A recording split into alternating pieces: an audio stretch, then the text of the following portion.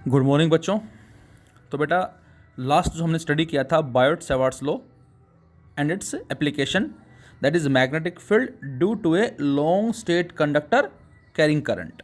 हमने एक magnetic field calculate किया था एक लॉन्ग स्टेट कंडक्टर का जिसमें करंट फ्लो कर रहा है, और जिसमें हमने जो करंट कैरिंग कंडक्टर लिया था वाई वाई डैश माना था उसको, और इसके सपोज मिड पॉइंट सी से हमने बाहर पॉइंट पी लिया था बेटा, जो कितना डिस्टेंस पे ए डिस्टेंस पे है। और अब हमें बायोट सेवार्ट्स अप्लाई करना है, तो उसके लिए हमने एक लेंथ ली सी ओ, जिसको एल का नाम दिया था सी ओ एल, और इसमें और भी छोटी लेंथ ली थी हमने ओ एम, जिसको डी एल का नाम दिया। और करंट फ्लो कर रहा है बच्चों कितना आई, तो ये ओ एम क्या बन गया, करंट एलिमेंट। करंट एलिमेंट होता क्या बेटा, this is the main source of magnetic field in A current carrying wire. और इस करंट एलिमेंट से बाहर पॉइंट पी जो लिया था वो आर डिस्टेंस पे लिया था, और ये एंगल थीटा जो कि डी एल के बीच का है। और अब फिर हमने इस एंगल को फाई माना था, ये कंप्लीट एंगल फाई वन, ये कंप्लीट एंगल फाई टू, क्योंकि जितना वायर आगे जाएगा उतना ये एंगल क्या होगा बेटा, बढ़ेगा। तो हमने इस सारी वैल्यूज़ को इस फाई वन फाई टू की फॉर्म में कन्वर्ट किया था, और उसके लिए हमने डी एल साइन थीटा और आर स्क्वायर की वैल्यू निकाली थी इस ट्राइंगल से। सी ओ पी जो आपको नज़र आ रही है, इस सी ओ पी से ये थीटा था, ये फाई, इन दोनों का सम क्या था बच्चों, दैट इज बोलो 90 था। तो theta plus phi equal to 90 degree, then theta equal to 90 minus phi, जो हम लास्ट डिस्कस कर चुके थे। तो साइन थीटा की value sine 90 minus phi cos phi बना था। फिर इसी से ही हमने कोस फाई की वैल्यू कैलकुलेट की थी, और वहाँ से आर की वैल्यू जो आई थी हमारी कुछ ये आई थी, और उसके साथ साथ फिर हमने डी एल की वैल्यू कैलकुलेट की थी, जो हमारी a second square phi d phi I थी आफ्टर इंटीग्रेशन। और फिर हमने इसको पुट किया था बायोट सेवार्ट्स लॉ में, और उसके बाद माइनस फाई वन से प्लस फाई टू इंटीग्रेट करके सोल्व किया था, तो ये हमारा आंसर आया था। तो यहाँ तक हमने डिस्कस कर लिया था बेटा लास्ट क्लास में। अब बच्चों फाई वन फाई टू क्या होंगे, ये बड़ा इंपॉर्टेंट है, और न्यूमेरिकल्स में इनका विशेष हमें याद रखना है, ध्यान रखना है कि ये फाई वन फाई टू किस तरह से आइडेंटिफाई करेंगे। जैसे मैंने लिखा, when the conductor y dash is of infinite length and the point P lie near the center। अब बच्चों यदि यहाँ पर वायर की लेंथ काफ़ी ज़्यादा है, इनफाइनाइट का मतलब बहुत बड़ा वायर नहीं है बेटा, वायर तो छोटा सा ही है, लेकिन जो हम पॉइंट ले रहे हैं वो एग्जैक्टली उसके सेंटर के नज़दीक है, तो उस डिस्टेंस के मुकाबले उस वायर की लेंथ जो है काफ़ी ज़्यादा है। इसीलिए ऐसे वायर को फ़िलहाल हमने नाम किसका दे दिया, इनफाइनाइट वायर का नाम दे दिया है। तो जब भी हमारे पास लाइक दिस वायर की लेंथ काफ़ी ज़्यादा हो गई, और जो पॉइंट पी है वो एग्जैक्टली इसके यहाँ रखा हुआ है, अब आप सोचें क्या होगा। अब यदि इसकी लेंथ काफ़ी ज़्यादा है, कुछ इस तरह से मान लेते हम इन दिस वे, और पॉइंट पी यहाँ पर है।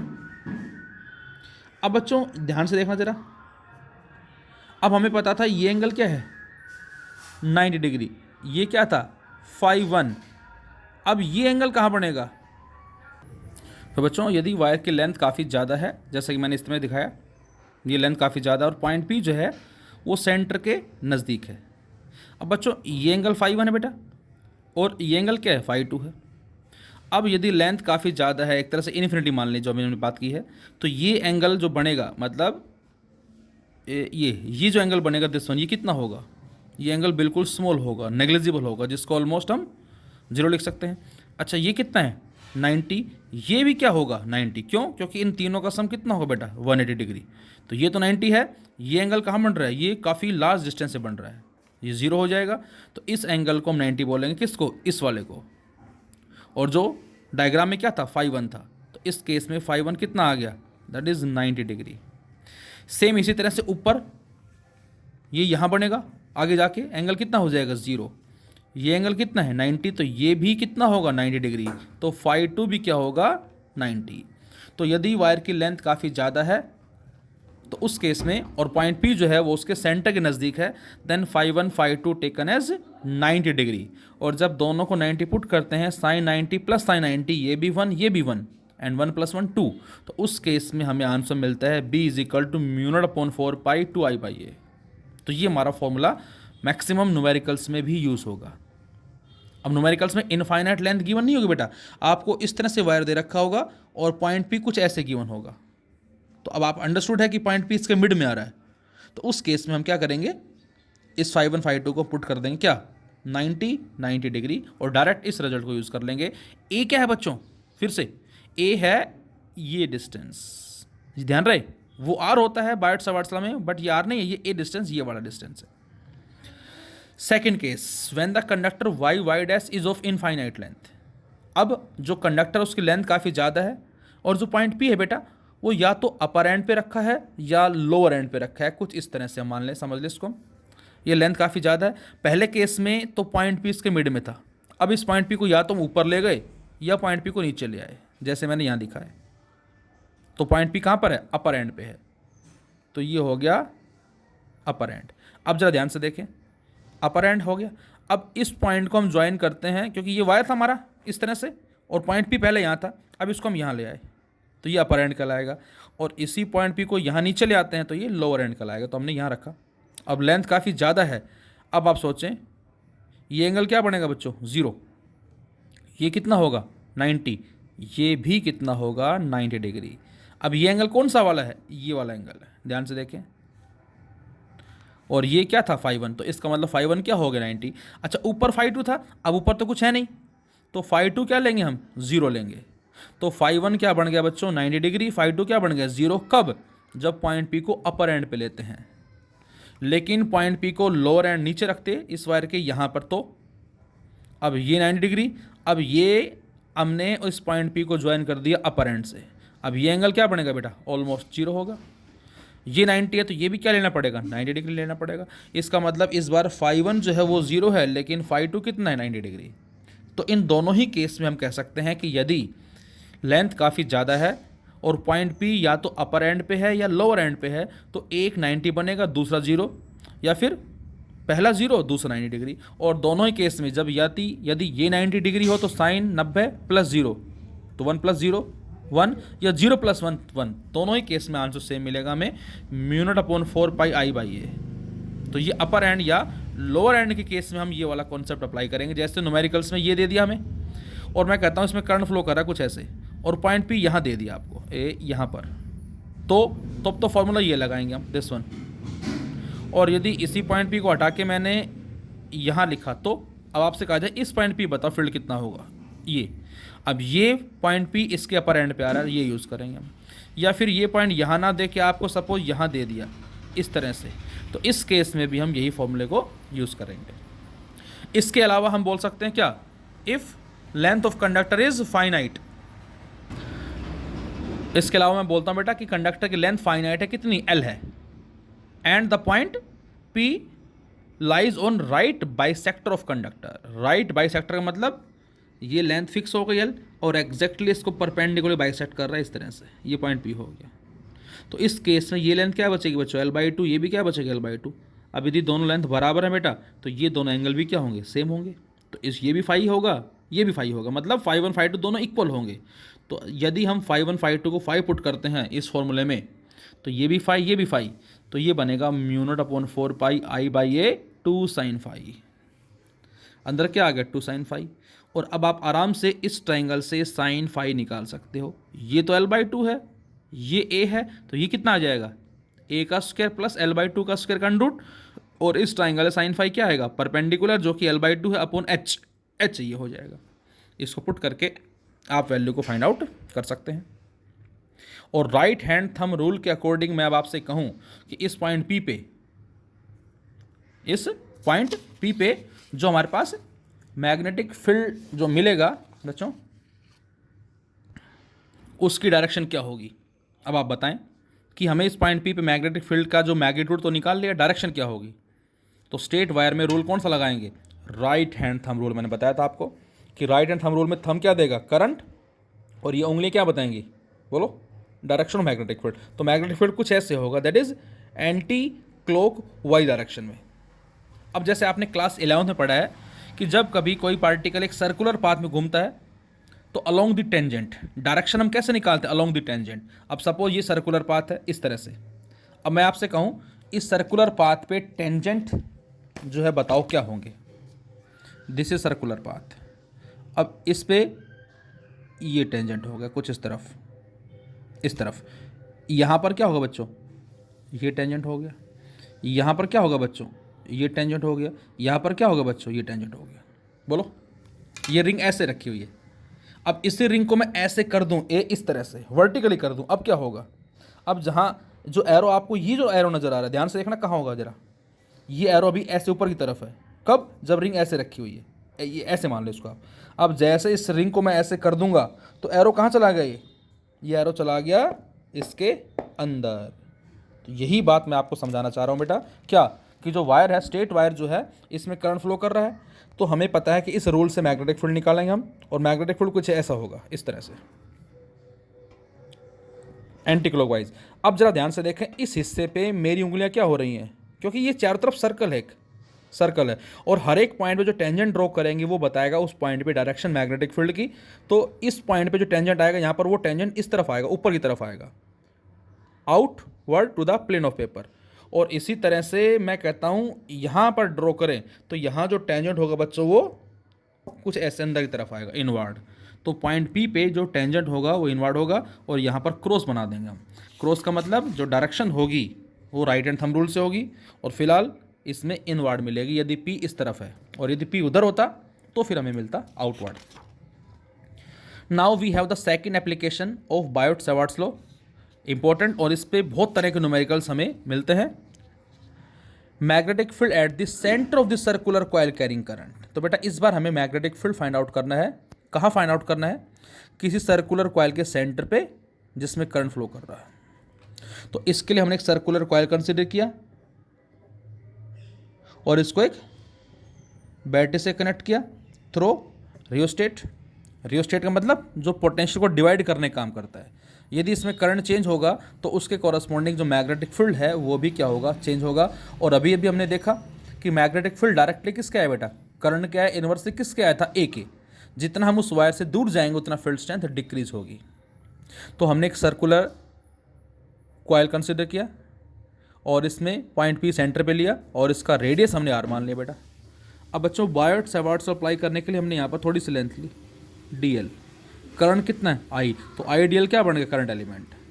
अब मैं आपसे कहूँ पॉइंट पी पे डायरेक्शन बताओ मैग्नेटिक फील्ड की क्या होगी, तो बच्चों मैंने आपको दो रूल बताए थे। स्ट्रेट कंडक्टर के लिए राइट हैंड थंब रूल जो होता है, ये करंट है, ये मैग्नेटिक फील्ड है स्ट्रेट कंडक्टर के लिए। लेकिन सर्कुलर के लिए मैंने बताया था उल्टा, सर्कुलर में ये करंट होगा, ये मैग्नेटिक फील्ड होगा। तो यहाँ पर जो करंट फ्लो कर रहा है वो क्लॉकवाइज है, तो जब रूल लगाएंगे तो क्लॉकवाइज करंट है ऐसे, तो ये अंगूठा नीचे आ रहा है। और इसी में यदि करंट आप एंटी क्लॉकवाइज फ्लो करते तो रूल ऐसे लगता है, फील्ड आउटवर्ड मिलता, लेकिन अभी इनवर्ड है, दैट इज़ वाई मैंने यहाँ पर क्रॉस लगाया है। तो यहाँ से अपनी लैंग्वेज में लिखेंगे, consider a circular coil of radius R with centre O, let I be the current flowing in the circular coil in the direction shown. Suppose the circular coil is made of large number of current elements. इस तरह से इस पर बहुत सारे current elements होंगे बच्चों। तो अब हम यहाँ बायोट सेवार्ट्स अप्लाई करें, that is mu naught upon 4 pi I D L sine theta upon R square. Theta क्या था बेटा, डी एल और आर के बीच का एंगल। अब ध्यान से देखें, ये है डी एल कुछ ऐसे इस तरह से, और एग्जैक्टली आर है ऐसे परपेंडिकुलर। यही नहीं, कहीं भी ले लो चाहे आप। यदि आप यहाँ पर लेंथ मानते इस तरह से, दिस वन, ये आइडियल होता, और आर कौन सा होता है बेटा, ये, तो ये डी एल होता, और ये आर, दोनों क्या है परपेंडिकुलर। तो किसी भी हिस्से पे आप डी एल लें, आर हमेशा परपेंडिकुलर आएगा। Theta 90 sine 90 1, so D B is equal to mu naught upon 4 pi I D L sine 90 upon R square and sine 90 1। तो ये कहलाता है मैग्नेटिक फील्ड किसका, करंट एलिमेंट का, कहाँ, पॉइंट पी पे। लेकिन हमें तो पूरे कॉइल का निकालना है, तो बच्चों पूरे कॉइल का निकालने के लिए क्या करेंगे, इसको हम इंटीग्रेट कर देंगे। डीएल क्या है, इस सर्कुलर कॉइल की थोड़ी सी लेंथ। टोटल लेंथ कितनी हो सकती है इसकी, 2 पाई आर, ये मैक्सिमम लेंथ है डीएल का एल, और एल इज 2 पाई आर।